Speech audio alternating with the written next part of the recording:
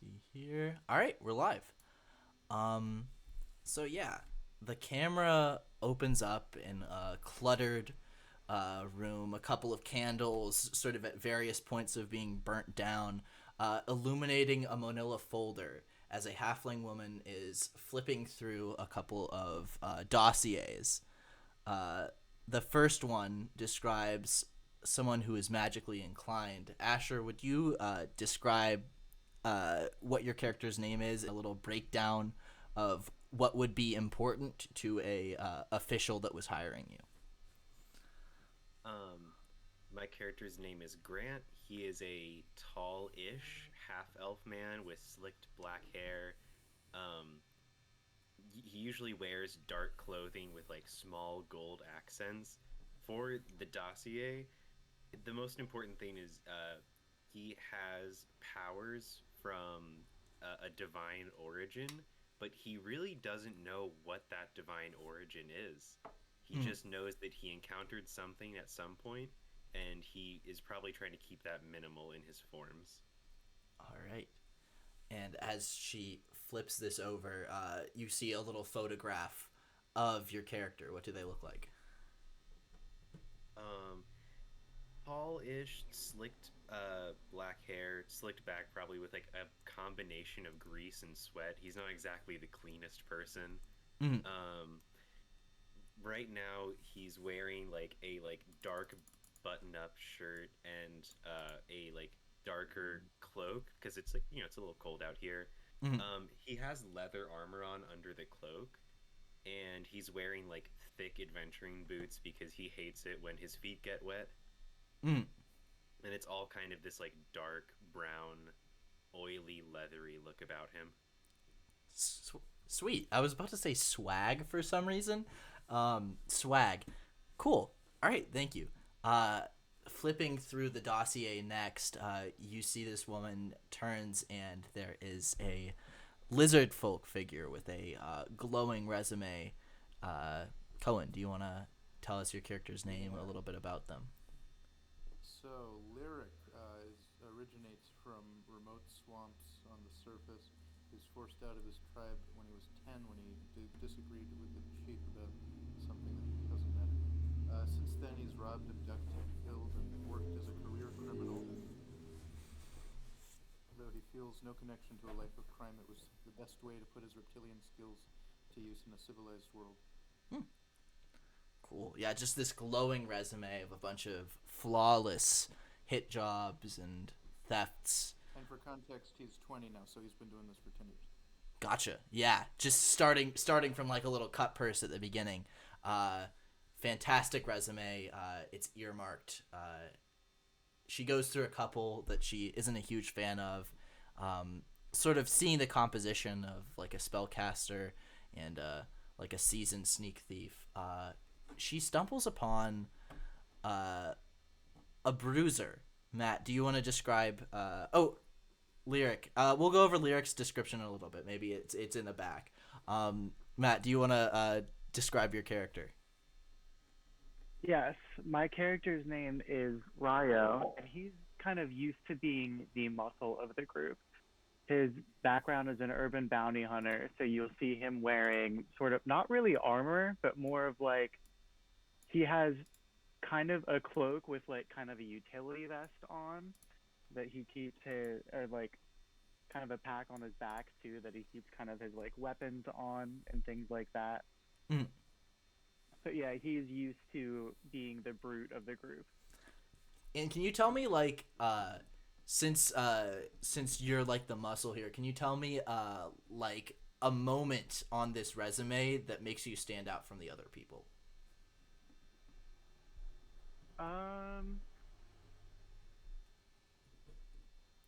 he's typically coming from the urban bounty hunter background. He typically was on the other side of the wall actually, Mm. and decided that maybe he didn't like that life as much. He didn't like the whole bureaucracy. He didn't like the pay.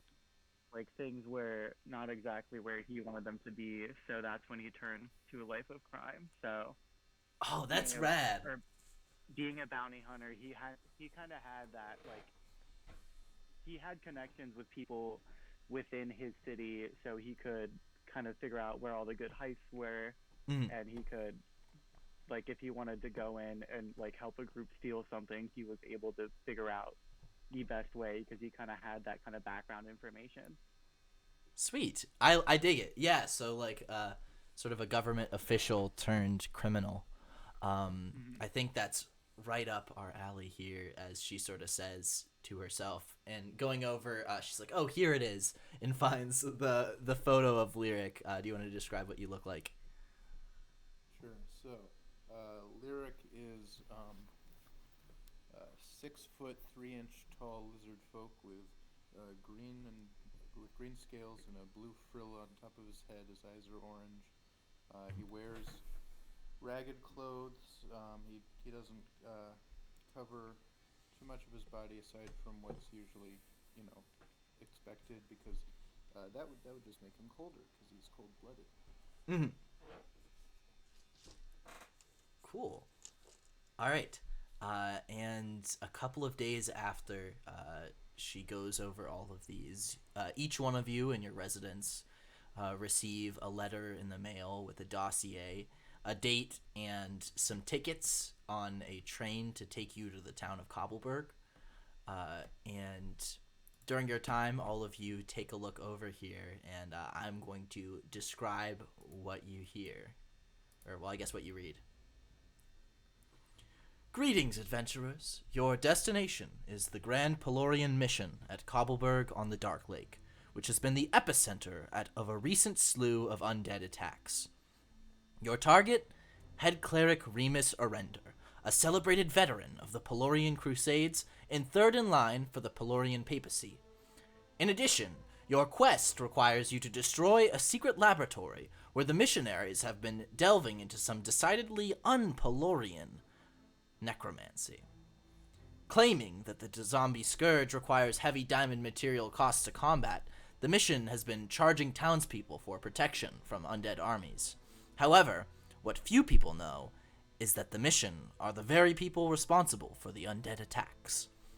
Our client, Lord Aurelia of the Dark Lake, will wire 3,000 gold pieces to each of you upon the destruction of both targets. However, the task won't be easy. The compound has high, windowless walls, patrolled by simulacrum archers.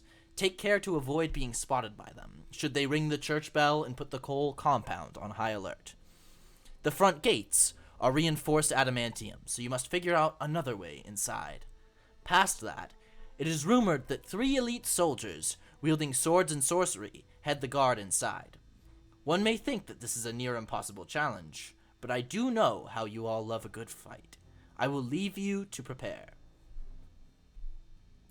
And as you all arrive... Oh, sorry, go ahead. I was just, do you want to explain what Pelorian means for anyone who might not know? Oh, certainly.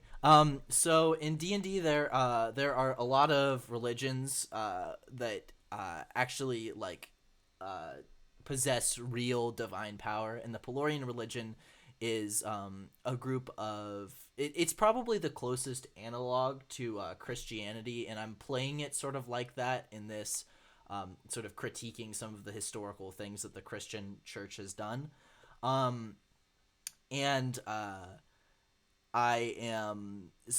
Pelorian god is a deity of harvest, light, and compassion, and they seek to take out the scourge of necromancy and preserve life. So that's the Pelorian church. Thank you. I did not know that. Yeah, sorry. If you have any more questions like that, sorry if I presuppose other stuff. But we'll take a look at right here. I went over with Cohen and Asher, but just so you know, this is set in the Underdark, which is a large set of cave systems that exist under the Forgotten Realms. The town of Cobbleburg, which you are at, is on a large body of water, like basically sort of a small sea, like a huge aquifer with a couple of towns on it. And the Cobbleburg is a homebrew town of my creation that is just like an hour's walk from the shores of the Dark Lake. Its primary exports are these mushrooms called water orb mushrooms, which are a source of hydration and food, and they're very similar to like watermelon. And yeah, I've got a little map here of the town. The Pelorian mission is down here, and if there's anything that you want to do in the town before you take on this challenge, let me know now. You all sort of, we'll just say you all meet up at like a rendezvous point in a safe house on Artisan's Row.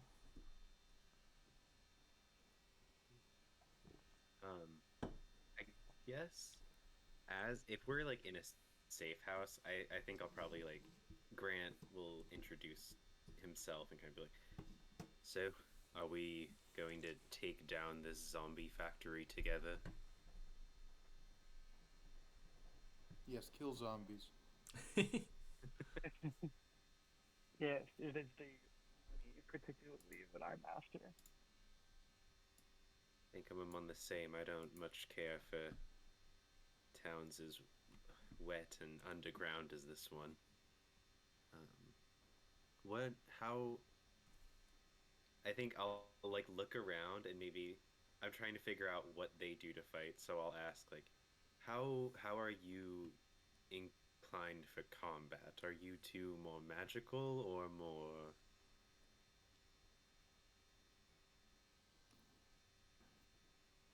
I bite I'm the not. air. That wasn't My dialogue. character. To show what I do, I bite the air. My character will casually point to his great axe leaning against the wall next to him. I Are don't we- suppose that's how you cast spells then. Oh no. I swing this as hot as I can. That's what I was hoping for. I got a question real quick. Mm. Are we starting with the money that is in our packs, or are we starting with other money? Yeah, just whatever's in your packs. Maybe Okay, that's cool. like a little stipend that you got ahead of time to prepare or something. Awesome. My character would like to look at armor sets before then, since he currently doesn't have any. Yeah. Sure. Yeah, you can if you have the gold for it, we can say that you can just get it. I was saying earlier because we're basing this off of the Hitman games, we're coming with like the like assumption that your characters are already pretty well prepared. So, like even if you can't afford it, like just like clear out your gold and then you can have a set of plate mail. Awesome. How Thank much you. should we start with, you think, for money? I think it's usually like around 150 gold pieces, but you guys are level 10, so let's just say that it doesn't really matter.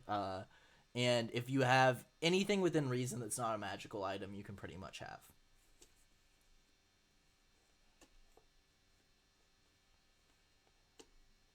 Okay. Well, then I suppose we should make our way. I see no reason why we shouldn't. All right. You all head out down the alleyway. You can see this town looks like it's been ravaged by these zombie attacks. There are a couple of undead sort of ambling about here and there. Nobody's out and about. Everyone's sort of in these homes that have been boarded up, except for those wearing the iconography of the Pelorian Church, who seem to walk about with like a degree of comfort that seems a little bit unusual given the circumstances. And as you approach this mission, you can see this large sandstone structure, no windows on the first floor at all, a massive bell tower sort of towering, sort of a large rectangular building to the back of it, and at the front, this massive purple metal, the adamantium gates. You can see there are archers patrolling the battlements up above, and No one seems to be coming or going. It's a fortress.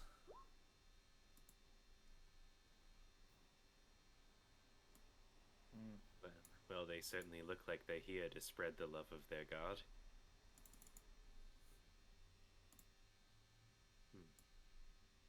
I guess can I like make a perception check? Is there like any way in, or is this more of like impenetrable and it's like designed to be that way? Yeah. Do you want to roll a perception or an investigation check? Which one's Like, higher for me? yeah. Um, I'll do perception, Go which for it. is a +8.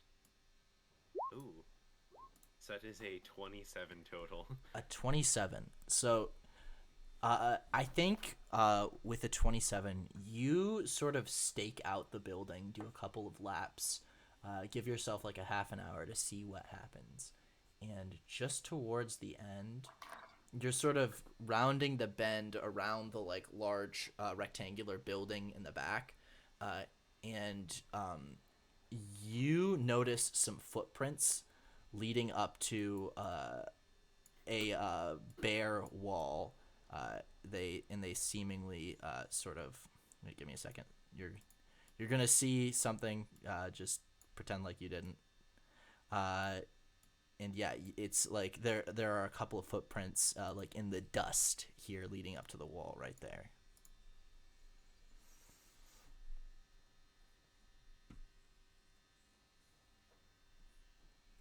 Looks like we might be dealing with a hidden wall of some kind.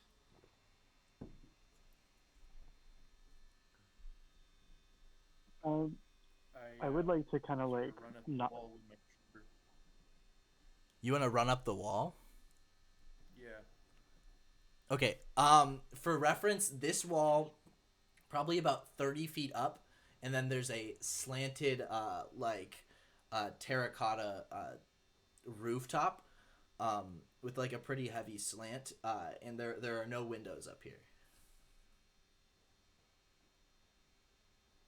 I would like to knock on the wall to kind of get an idea of how thick it is and how easy it would be to break through.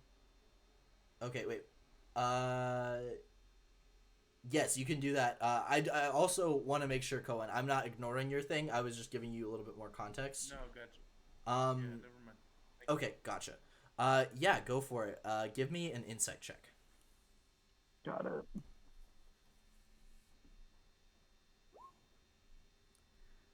With a 13 insight check, you sort Mm-hmm. of wrap your hands against the wall, and it's I mean it's sandstone, so it sounds like just regular sandstone. You can't tell quite how wide it is, but it's not like a fake material. It's like the actual stone.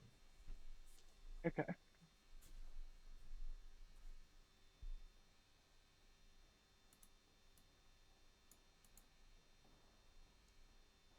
So, uh, Well, I'm assuming if Ryo shares that, I think